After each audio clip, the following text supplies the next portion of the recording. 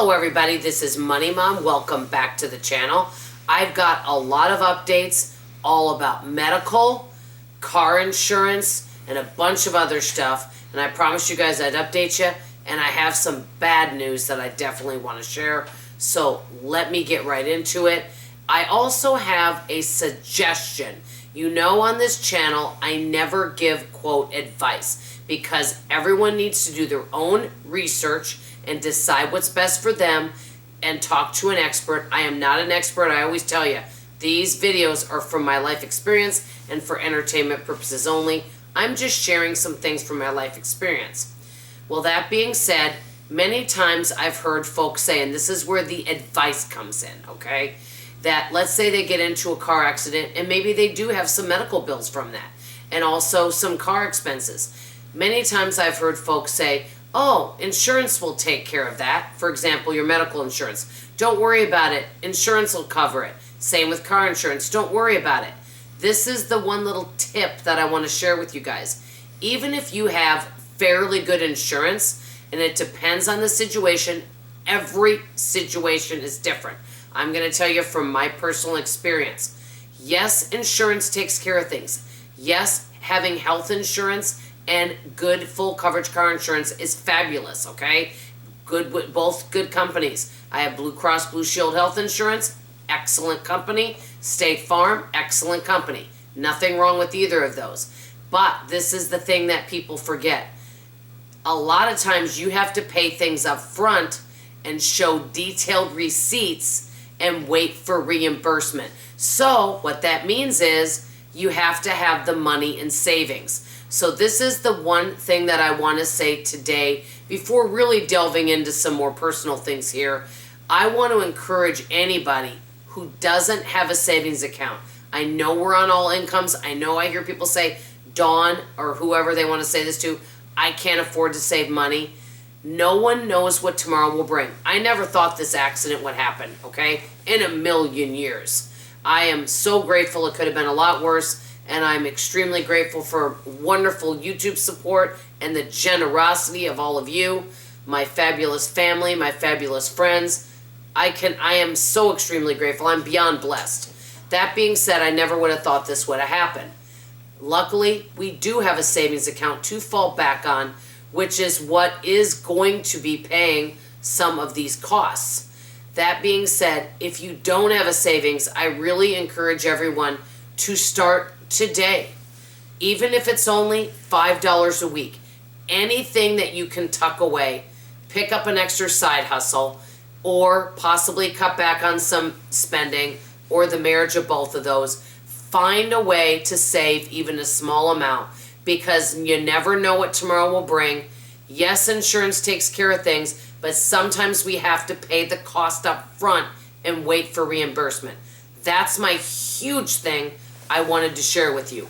Even if you have the most fantabulous insurances possible, sometimes you have to. And in order to get reimbursed, we have to have documentation. Let me just tell you guys this. Dealing with the medical and the whole thing with the car insurance, it is a full-time job because there's a lot of moving parts, a lot of steps, and you have to be extremely detailed. And you have to make sure to get everybody the correct paperwork and everything documented in detail in order to make things happen.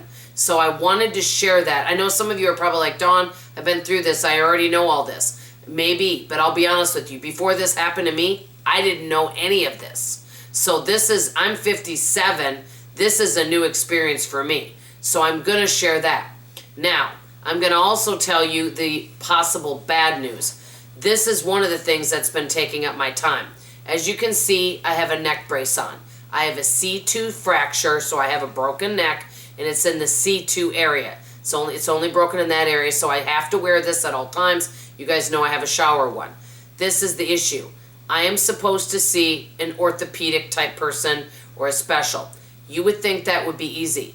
I'm having a hard time finding someone to see me. Many people, for whatever reason, don't do necks and don't do car accident victims. So I may have to pay out of pocket to find someone to do my neck.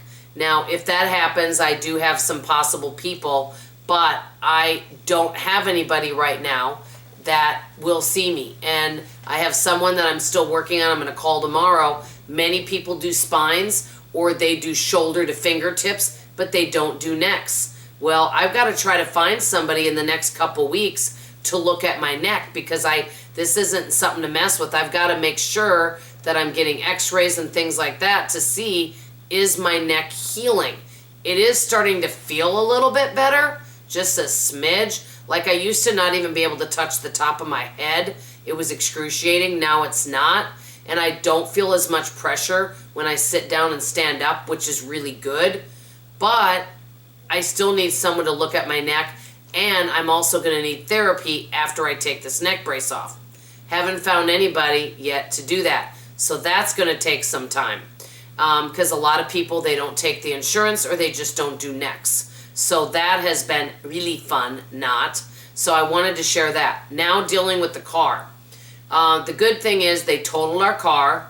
We will be getting some money for that, and I will share all of that when that happens. My husband had to empty out the car. After that, I have a shipping label. Then I ship them the car note and ship that. Then they mail us a check. Then we will go buy a vehicle. Now, my husband knows how I feel about this. I have been doing a lot of research on vehicles. And what I'm about to say, many of you, most of you, are going to vehemently, I can't even say the word, blah, blah, blah, me, disagree with me. And it's okay, because we all have different opinions. Everybody, 99.9% of frugal people I meet, they always buy used cars, something that's a few years old with miles on it. I can tell you that I have researched this, and I've looked at all the used cars out. I'm not all the used cars. I've looked at every used car. I've done a lot of research and looked at a lot of used cars on different websites and different things, emails that people have sent me and things like that. And what I have found is the used cars are not that much less than the new cars, and they have a lot more miles on them than our car. Our 2014 Corolla had 66, not quite 66,000 miles on it, okay? Now, you guys know we are a one-car family. The three of us are going a lot of different places. So you've got all of us, my work, my daughter's work, my husband has appointments, and things he's doing. He's helping me get to where I need to. And so we have one vehicle. Now I'm going to have doctor appointments, physical therapy appointments. We are running all over the place. We have had used cars in our past. And I'm not saying there's anything wrong, but the downside to having the used cars, and I promise you this, every used car we had, it seemed like every few months we were taking it into the shop. The problem with the used cars is that we didn't have a maintenance plan with them. And so we didn't know when something was going to go wrong. So as you're going out to go to work, all of a sudden something's wrong with your car and you're stranded on the road and you don't know why. You didn't even know it was coming up. The thing is when we bought new cars, we have a maintenance plan. The last two cars we had were Toyotas. I can tell you there has not been once, and we've had a Toyota since 2008. Okay, so we've owned a Toyota since then. We've never had a situation where the car wouldn't start. It was, except for maybe a battery situation, but nothing where there was something wrong with the car. And because the reason why is we had a maintenance plan, and we always brought our car in for maintenance. And because of that, we never had any what I call car repairs. Now, yes, we did pay for that maintenance, okay? But we never had something where, surprise, we're on our way to somewhere, we've got a dental appointment here and Dawn has to go to work and Caroline's going to work. Oh, the car doesn't work, we got to cancel all of it, and things like that. We never had that happen because we had a reliable vehicle. I don't know yet what I'm going to do. I may do something like certified pre-owned. We may do that. I'll let my husband choose what he thinks is best. He is a good decision maker on this. But I'm looking at possibly getting new. And I know a lot of folks may think that that is not the way to go. But when I look at the used and I look at the new, there's only maybe a couple $1,000s difference between the two. And you're looking at, okay, I could get a 2019 Toyota or whatever, it doesn't even matter what car, and pay $18,000 and it has 68,000 miles on it, or I could get a brand new one for a little over $20,000. Now that's starting, and you get all the bells and whistles, you get all the warranties, you get all the goodies that they give you, the free oil changes and all that, and some free maintenance. I don't know yet what we're going to do. We have not decided. I will let you guys know, and we'll give you a tour of the car and show you everything once we get it. It's going to be within the next week and a half. I'm filming this video actually on June 29th. Tomorrow's June 30th. So I'm filming it on June 29th. I'll let you know. I don't know what our decision is. I know everybody I know disagrees about buying a new car. And I understand why. But right now, what I am seeing is there isn't much of a cost difference between a used and a new one. And there's a lot of miles. You know, if it'd be one thing if I could find a used car that had 20,000 miles on it and maybe I was paying $5,000 or $6,000 less for that car, that would be worth it.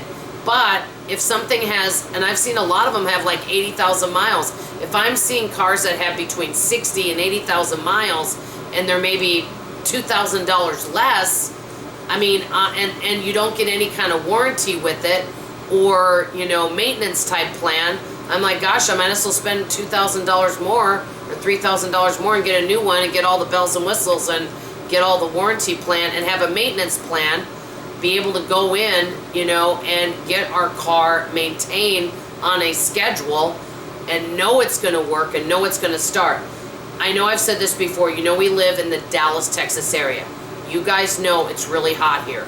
I can tell you from having used cars in the past, there is nothing worse when it's over 100 degrees and all of a sudden on a busy road, and this is before cell phones, and we were married in the early 90s, your car stops and it's hot and you don't have anybody to call. Now, of course, we have cell phones now and all that and AAA and all that good stuff, but still, you're on the road, you got to find somebody to help you push the car over, you don't know what's wrong with the car, and you had no idea there was something wrong, and you need to be somewhere.